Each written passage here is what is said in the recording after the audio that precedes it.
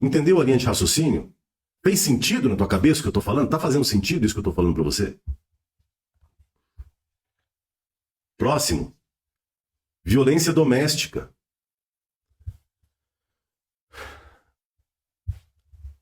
Imagina o que acontece na cabeça de uma criança quando ela vê o pai, muitas vezes é o grande herói da vida dela, espancando a mãe dentro de casa.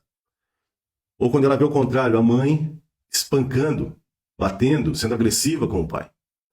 Ou quando a criança ela sofre violência física, emocional ou sexual por parte dos pais, ou de um dos pais, ou de um parente próximo. Nesse momento, tenta, que eu espero que você não consiga, do fundo do coração, mas tenta se colocar no lugar de uma criança que passa por isso. Para que você possa entender a tamanha importância dessa nossa conversa de hoje. E a tamanha importância que tem termos profissionais capacitados, qualificados, preparados para ajudar essas pessoas. Nós precisamos de profissionais bons, de profissionais de alto nível, de alto gabarito. E se você tem vontade de se tornar esse profissional, venha, pega na minha mão, na mão da minha esposa, na mão dos mais de 50 profissionais já formados no Método TEM, e aproveita que esse mês é o último, e só daqui 2 anos, se é que vai ter uma próxima abertura de turma do Método TEM. Aceite entrar nessa jornada conosco, para que você possa ser uma ferramenta de apoio e de auxílio para tantas pessoas que sofrem esse tipo de abuso no mundo.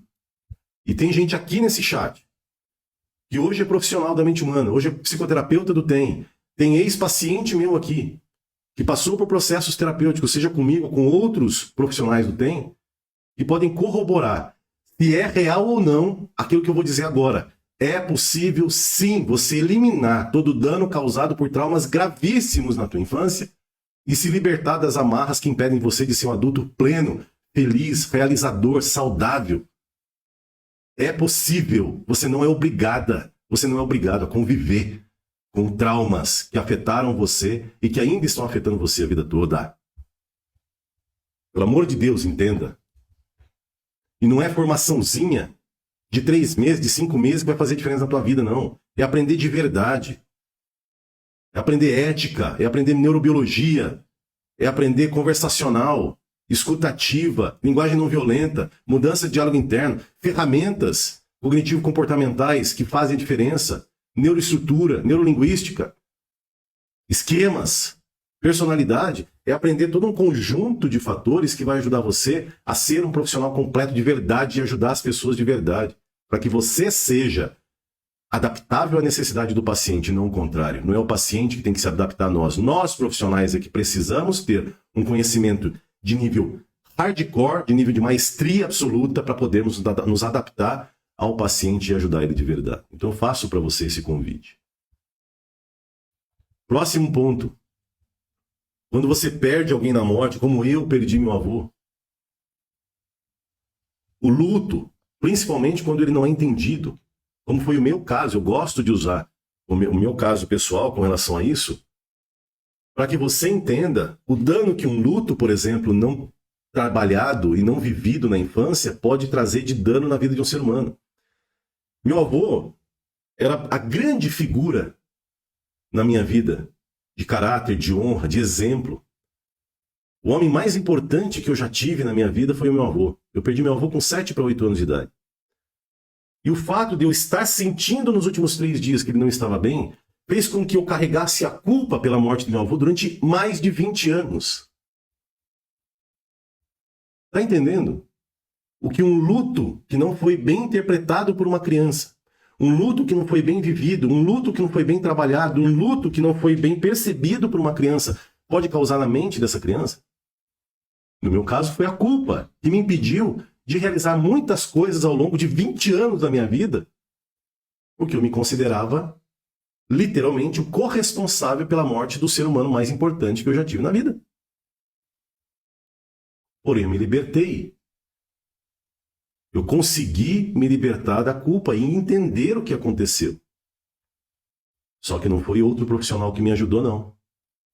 Foi depois que eu e minha esposa começamos a entrar dentro da mente e aprender a lidar com a mente humana, é que fez com que eu conseguisse ter ferramentas necessárias para me ajudar. Então, o luto, ele é um grande potencializador e um grande construtor traumático na vida de um ser humano, em especial em crianças, mas ele pode afetar qualquer fase da vida. Quantas pessoas eu já atendi que estavam vivendo o luto por 15, 20, 30 anos?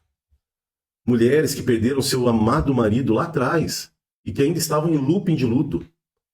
Homens que perderam suas esposas que estavam em looping de luto.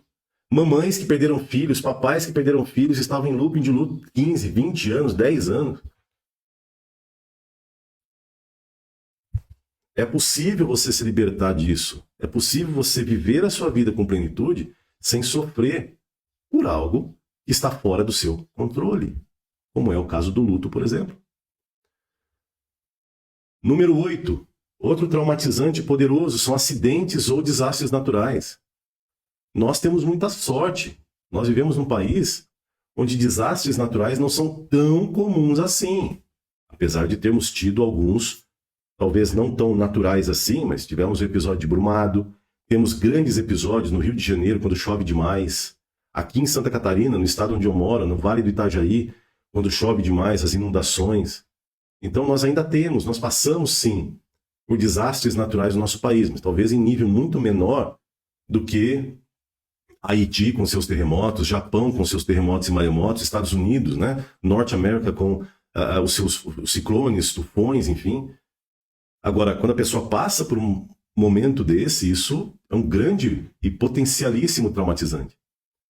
Assim como acidentes também. Quantas pessoas eu já não atendi que, por exemplo, deixaram de dirigir porque sofreram um acidente de carro. E muitas vezes acidentes com um grau de periculosidade muito menor do que aqueles que vitimizam pessoas. Mas o susto, o momento, o impacto traumatizou. E a pessoa, durante anos, ficou sem dirigir. E vários outros tipos de acidente que podem ser desencadeadores de trauma. 9, separação ou divórcio dos pais. Isso daqui é um potencial traumatizador na vida de uma pessoa, de um ser humano.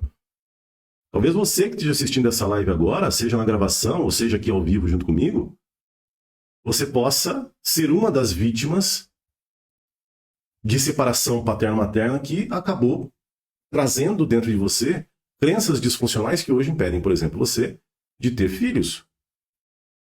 Hoje impede você de querer, né? Não impede de ter, mas de querer ter filhos, como é o meu caso, por exemplo. Ou impede você de querer se casar. Ou o contrário, né? Ou fez com que você acabasse adquirindo um comportamento de não conseguir se manter casada ou casado durante muito tempo. Achando que é normal ficar trocando, né, de parceiro de tempos em tempos. Também existe esse outro lado da moeda. Divórcio, sim, é um grande traumatizador. Um grande evento traumático na vida de crianças. Afinal de contas, você está separando duas pessoas que deveriam se amar e que deveriam ser o suporte para aquela criança e fazendo com que ela literalmente se obrigue a escolher um dos lados. Isso é muito injusto. 10º ponto.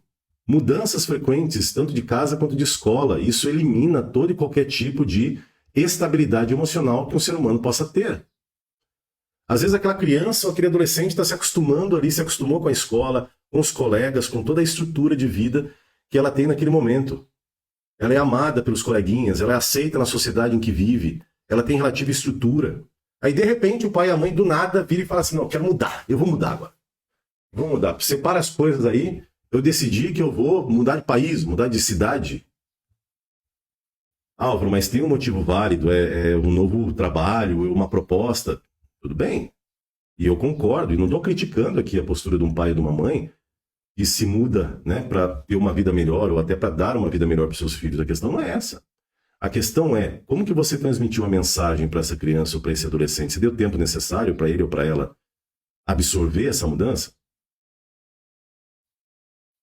Teus filhos tiveram tempo suficiente para processar toda essa ideia, para se adaptar a ela? Ou foi simplesmente um negócio do tipo, daqui 3 meses, daqui 2 meses nós vamos mudar? Por quê? Você acha 2 meses muito tempo? Você acha 3 meses muito tempo? Talvez para você que é adulto, seja tempo suficiente para se adaptar. Para um jovem, para um adolescente, uma criança, desculpa, não é. E você vai ter que conviver com o peso da tua decisão. Porque quanto maior é o nível de desespero emocional que essa criança sinta com relação a uma mudança, mais trabalho ela vai dar e mais resistência ela vai demonstrar na hora de se adaptar numa nova realidade. Então esteja preparado ou preparada para pagar o preço pela sua decisão. Simples assim. 11. Um outro potencial traumatizante é a discriminação ou preconceito de todo e qualquer tipo. Seja de raça, seja de língua, seja de religião, seja de comportamento, do que for. Qualquer tipo de discriminação é um potencial traumatizante na vida de um ser humano. 12º, doenças persistentes ou hospitalizações frequentes, constantes. Também é algo que traumatiza profundamente a cabecinha de um ser humano. Se você foi uma criança sempre doentinha, vivia em hospital, né? Ou se você foi uma criança que precisou, ao longo da tua vida, conviver com uma doença persistente e te tirou a paz mental. Muitos de nós, eu me incluo nisso, sofremos na nossa infância muito, por exemplo, de bronquite, asma, né? Tem que usar aquelas bombinhas, aquela sensação de sufocamento constante. Quer queira, quer não, você conviver com uma doença persistente e debilitante ao longo da tua vida vai cobrar o seu preço. Então, sim, esse também é um traumatizador, um traumatizante.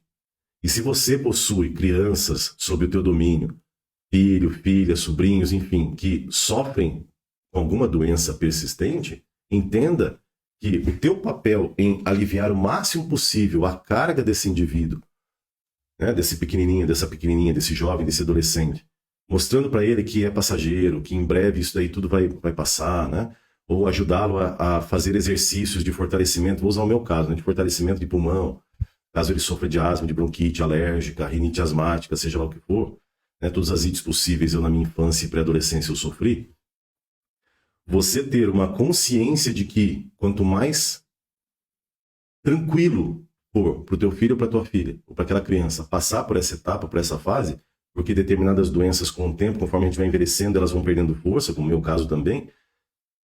Quanto mais saudável for a tua relação com o teu filho doente, mais resiliência emocional você vai ajudá-lo a construir. Quanto mais disfuncional for a tua relação com o teu filho doente, quanto mais dodóizinho, quanto mais pobrezinho, quanto mais coitadinho você tratar o teu filho ou tua filha doente, menos resiliência emocional ele vai ter e maior codependência emocional e maior instabilidade emocional e fraqueza emocional ele vai ter. Aí depois vai ser um adulto fraco emocionalmente, vai ser um adulto reclamão emocionalmente, vai ser um adulto debilitado emocionalmente, porque ele não aprendeu resiliência emocional com aquele que deveria ensiná-lo ou ensiná-la, que é papai e mamãe.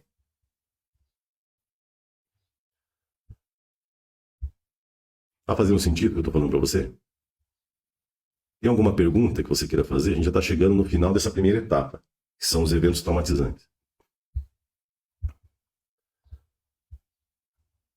13º, experiências de guerra ou violência comunitária. TEPT, por exemplo, transtorno de estresse pós-traumático, ele pode ocorrer tanto em vítimas de guerra, entre países, por exemplo, né, como em vítimas de guerra comunitária, de violência comunitária. Existem cidades né, muito bem conhecidas aqui no nosso país que, infelizmente, convive com guerras em comunidades. E aquela pessoa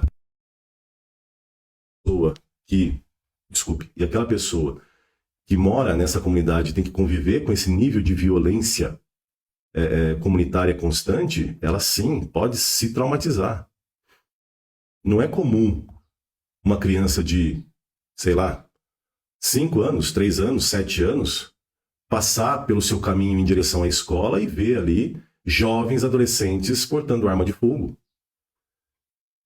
manipulando a arma para todo lado como se fosse um brinquedo, como se fosse a coisa mais normal do mundo. Não é normal, isso não é saudável emocionalmente para aquela criança. E cabe a você sim, papai, mamãe, ajudá-lo a entender que isso não é normal, mas que, em contrapartida, não precisa também ter pânico, ter terror, ter pavor, porque quem convive, quem vive em comunidades assim sabe que muitas vezes a pessoa dentro da comunidade está muito mais protegida do que fora dela. Mas esse é um assunto para outro bate-papo. 14º, próximo episódio que acaba sendo um grande traumatizante na vida de um ser humano. Na verdade, não é que isso é um traumatizante, é não saber ou demorar muito para revelar isso para criança ou para adolescente pode sim desencadear traumas e inclusive pode desencadear algumas crenças altamente disfuncionais, como desvalor, desamparo, né? É adoção ou colocação em lares adotivos. A adoção em si, ela é maravilhosa, ela é algo que deve ser aplaudido e elogiado muito. Porque não é todo ser humano, não é todo casal que tem a consciência de que, muitas vezes, ele vai literalmente salvar, inclusive, a vida de uma criança, trazendo essa criança para dentro do seu lar e tratando ela como filho ou como filha. A grande questão aqui, e que aí acaba se tornando um episódio traumático na vida dessa criança, é ela ser tratada como filho natural, é ela acreditar durante boa parte da vida dela que saiu da barriguinha daquela mulher que ela chama de mãe, e de repente, de uma hora para outra, ela descobre que não foi bem assim. Ou, de repente, ela ouve numa conversa de adultos ali a amiga da mamãe ou do papai comentando do momento em que ela foi adotada. E por mais que seja uma conversa saudável, uma conversa feliz e tudo mais, a criança é pega de surpresa. Isso sim pode desencadear traumas na cabecinha dela. Ou aquela criança que fica pulando de galho em galho, fica sendo colocada em diversos lares adotivos. Nunca é adotiva, na verdade nunca é adotada e fica pulando, né, de instituição em instituição. Também é um complicador grande. E por último, uma coisa chamada trauma vicário. Já ouviu falar disso? Se você nunca ouviu falar disso, anota então, porque a gente vai conversar sobre isso em outros momentos. Trauma vicário é conhecido como trauma secundário ou contágio traumático. É normalmente uma resposta emocional que é desencadeada, é experimentada quando pessoas são expostas a eventos traumáticos. Eu falei sobre um trauma vicário muito importante, por exemplo, é aquela criança que vê o pai agredindo a mãe dentro de casa, mas ela não recebe a agressão diretamente. Mas é exposta à agressão. O pai passa por ela, trata até com carinho, a mãe passa por ela, trata com carinho, mas entre eles se agridem. E a criança, ela convive com essa agressão, ela assiste essa agressão, ela compartilha dessa agressão de alguma forma. Então ela acaba se traumatizando por contágio, por estar convivendo num ambiente que é tóxico, abusivo para a cabecinha dela. Entendeu? Isso é o famoso trauma vicário, ou trauma por contágio, ou trauma colateral. Existem vários nomes para isso. E aqui eu finalizei os 15 principais traumatizantes na vida de um ser humano. Eu estou controlando o horário aqui porque o Instagram só permite 2 horas de live. Então, antes de eu começar a segunda etapa, que vai ser efetivamente falar sobre 15 das principais doenças que afetam o ser humano que passou por eventos traumáticos, e aqui eu não vou entrar em detalhes justamente para não correr o risco da live ser cortada e ficar faltando conteúdo. Então, antes de eu entrar para essas 15 doenças, eu quero ler aqui os comentários de vocês no chat e eu quero que você diga para mim, por favor, não só se está valendo a pena esse nosso bate-papo de hoje, mas se ele está valendo a pena para você, se você está conseguindo entender o que eu estou dizendo, se você está conseguindo fazer as suas anotações, se você está conseguindo tirar proveito disso, se de alguma forma alguma coisa que eu falei aqui faz parte da tua realidade, ou fez parte, ou faz parte da realidade de alguém que você conhece, eu quero te ouvir. Enquanto você escreve, eu vou ler aqui os comentários. A Seuziane colocou: conteúdo precioso, com certeza vale a pena e sempre faz sentido. Aqui com papel e caneta na mão. Que bom, parabéns, é isso aí. A Tata Barbosa, com certeza está valendo muito, obrigada. Eu que agradeço a presença sua aqui na live de hoje.